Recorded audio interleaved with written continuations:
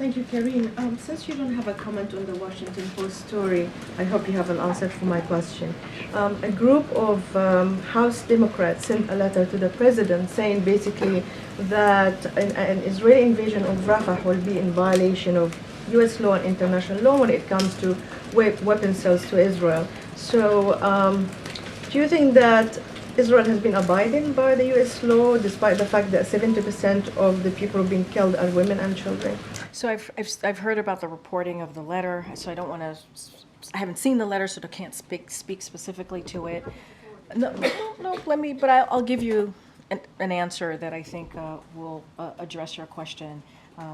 So, look, as you all know, our support, we have supported Israel as they defend themselves against Hamas, a terrorist organization. As you know, that has been the policy here. We also continue to urge Israel to do everything possible to avoid civilian casualties.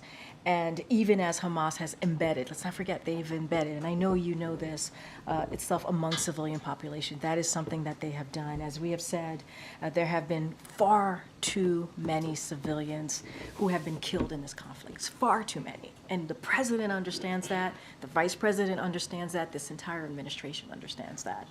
And there's not enough humanitarian aid getting in. We need to increase humanitarian aid. And you've heard that again from the president, you've heard that from the vice president. And so that's why we're working so hard to get that hostage deal.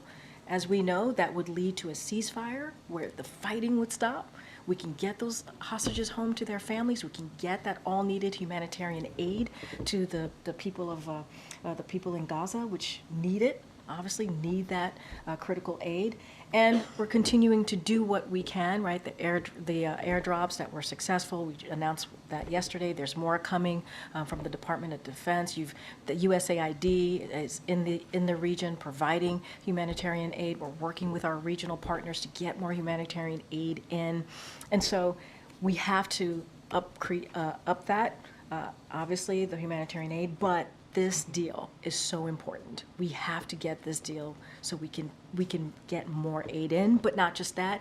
Put a pause, have a ceasefire in place so that we can actually move forward here. For a colleague, will the president meet with the Prime Minister of Sweden tomorrow? He's on his way here. Will he be a guest at the State of the Union? And will the president, I know you don't want to speak ahead of the speech, but will he talk about Ukraine and the success of the administration bringing Finland and Sweden into NATO? So I'm going to be really mindful. I'm not going to speak to the president's speech here in detail. And so going to be really mindful. I don't have anything to read out on a meeting there with the president. I believe the Secretary of State is having a meeting with the Sweden Prime Minister, so obviously you can reach out to them. Just don't have anything else to share beyond that. Okay, Danny.